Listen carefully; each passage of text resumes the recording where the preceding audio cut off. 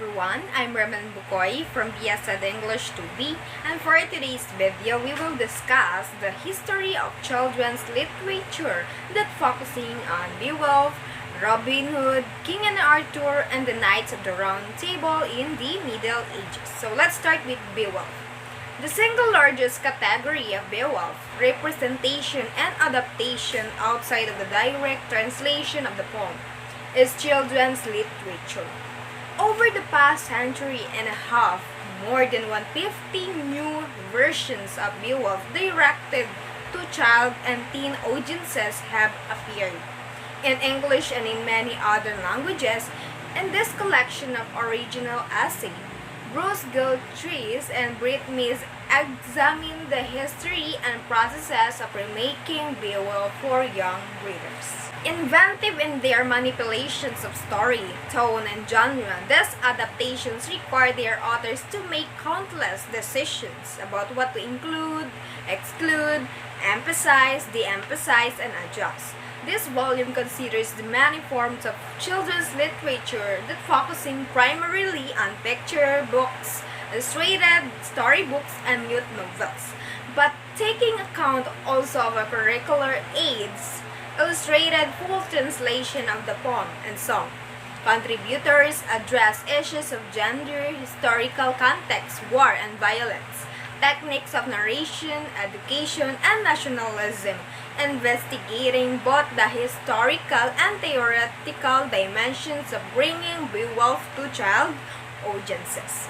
So second is the Robin Hood. It is a story has long been a most pliable frame, from its roots in the medieval ballad to its present incarnations as coming-of-age narrative. It has taken a multitude of forms wherein it has been presented to young readers. Adventure romance, political manifesto, psychological drama, fantasy story. In doing so, it sometimes challenges received notions of children's and young adult literature. While some Robin Hood books are clearly intended for young readers, others blur the boundaries, sometimes in ways we can upload, since they help break down artificial boundaries dividing fiction for children from that for adults. So for the third, King Arthur and his Knights of the Round Table. King Arthur and his Knights of the Round Table is a retelling of the legendary Arthurian tales for children. Written by Roger Lancelin Green and published originally in 1953 by Puffin. Green weaves together the story from Sir Thomas Malory's Arthurian Chronicle Le Morte d'Arthur with other Arthurian poems and folk tales from around Europe. He compiles the stories into a single drawn narrative of King Arthur's rise to power, the gathering of his knights, the quest for the Holy Grail, and Britain's descent back into darkness. The book has been republished several times and was made an official Puffin Classic in 2008. This guide, Classics paperback edition published in 2015. So here we go, an ABC book or an alphabet book is a student-created book with one page for each letter of the alphabet. The book is designed to incorporate important ideas from a theme or literature unit being studied in class. These alphabet books or ABC books encourage literacy development in the following ways, like for example, to unlock the symbols of language. Secondly, to connect knowledge to other sources.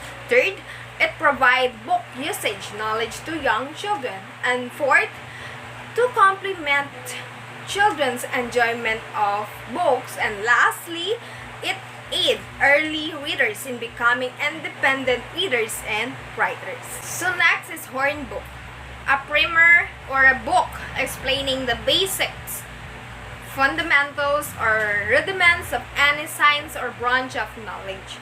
The phrase Hornbook Law is a colloquial designation of the rudiments or general principles of law.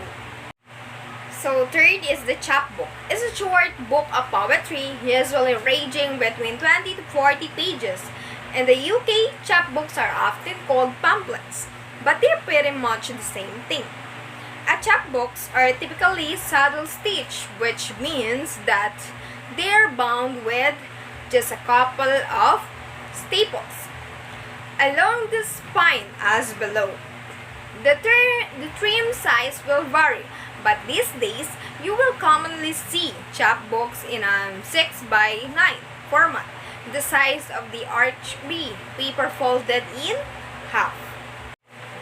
So here we go, let's discuss the Renaissance period by pointing out the most important events that led to the development of children's literature.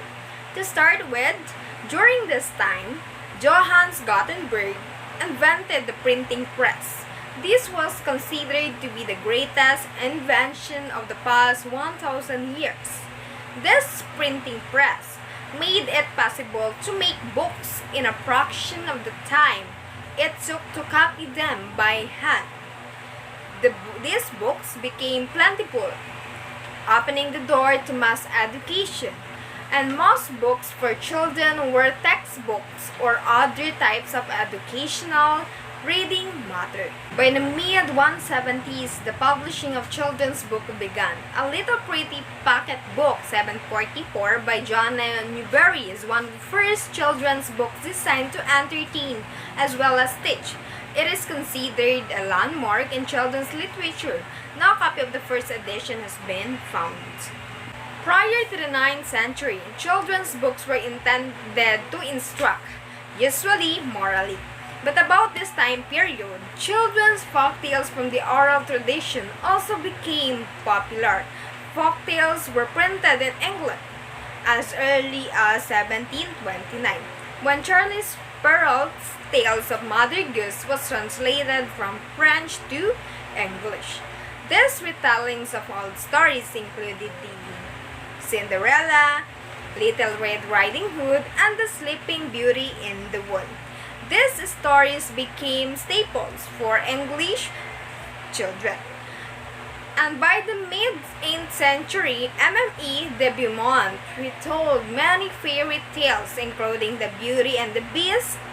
And in 1791, Elizabeth Newbery published the first children's edition of Tales from the Arabian Nights, featuring Sinbad the Sailor and Aladdin and his lamp.